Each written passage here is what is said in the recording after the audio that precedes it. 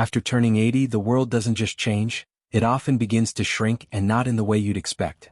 What once was a vibrant life filled with conversation, laughter, responsibilities, and daily routines begins to feel quieter, slower, more distant. You wake up and realize the phone doesn't ring as often, the calendar that used to be filled with family dinners, community events, or even errands has gone blank, and the silence in your home stretches out longer than it ever has before.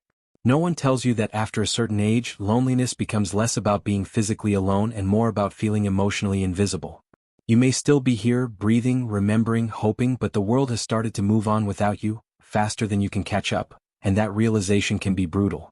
Friends you spent a lifetime making, people who knew your stories, your jokes, your joys, have either passed away, moved into care homes, or become too frail to stay in touch. Your children, though they love you, are busy building their own lives, raising kids, managing careers, and they assume you're managing just fine. But managing isn't living, and surviving isn't thriving. One of the hardest truths about aging past 80 is that people don't often see you as someone who still needs connection, affection, conversation. They see a senior citizen, a grandparent, a former version of yourself frozen in time, no longer evolving, no longer aching for deep relationships. But the truth is, your need for companionship never goes away. In fact, it intensifies. You remember birthdays no one else recalls, you grieve anniversaries that pass unnoticed by others, and the memories you carry become heavier each year because fewer people are left who share them. You sit at the kitchen table where you once served dinner for 5 and now sip your tea alone, surrounded by photos of people who live far away or exist only in frames now. Even your body begins to betray you. Tasks that were once automatic now require planning, effort, and sometimes assistance. A trip to the store might feel like preparing for a mission. Climbing stairs can feel like summiting Everest. And every new medication, every new symptom, reminds you that you're living on time borrowed from a younger self. You miss being able to drive, to dance, to run errands without worrying if you'll fall. You miss being depended on. And though you've spent a lifetime building strength, physical, emotional, spiritual, there are days it feels like even that is slipping through your fingers. The strange part is how normalized it becomes. No one talks about the quiet grief of outliving your role, your usefulness, your circle. You laugh it off when someone says, "You're so independent," but inside you wish someone would sit and talk with you, not out of duty but because they want to know how you really are. Loneliness after 80 is a complex kind of silence. It's not just about not seeing people, it's about not feeling seen. It's walking through a store and realizing no one makes eye contact anymore. It's having health aides come and go like clockwork, all polite and efficient, but never lingering long enough to ask how you're really feeling. It's trying to keep up with technology so you can message your grandchildren, only to get a one-word reply after 3 days. It's scrolling through photos on your phone or flipping through an old album and feeling like those moments belong to another person, someone you're still trying to connect with. And yet, despite all of this, there's a strength in you that refuses to give in completely. You get dressed. You open the curtains.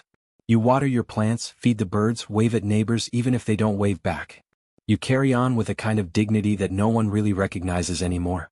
You remember what it means to write letters, to have real conversations without screens in the way, to sit for hours talking about life instead of rushing through small talk.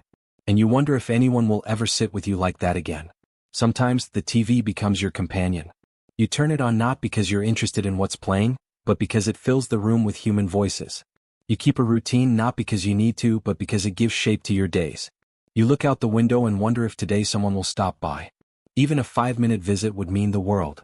You hear people say, 80 is the new 60, but you know better. 80 is 80. It's wise and resilient, but it's also tender and sometimes afraid. You don't fear death as much as you fear fading away unnoticed. You want to matter. You want your stories to live on in someone else's heart. You want to be included, not out of pity but out of genuine care. You want someone to ask about the photos on your shelf, about the music you loved, about the love of your life, who might no longer be with you but still lives vividly in your memory. You want someone to ask about your regrets, your proudest moments, your wildest dreams. You want to talk not just about your medications or your blood pressure, but about your soul. And when no one asks, you begin to wonder, do I still exist in the way I used to? Loneliness after 80 is a deeply human experience, one that is often swept under the rug because it makes people uncomfortable.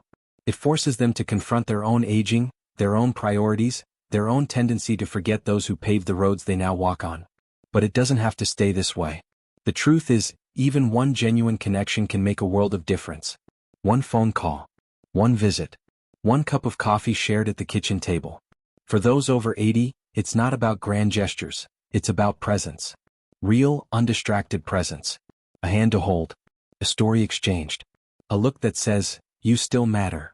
If you're watching this and you're over 80, know this. You are not forgotten. Your life has meaning. Your voice deserves to be heard. And if you're younger and watching this, ask yourself, who in your life might be feeling this kind of invisible loneliness?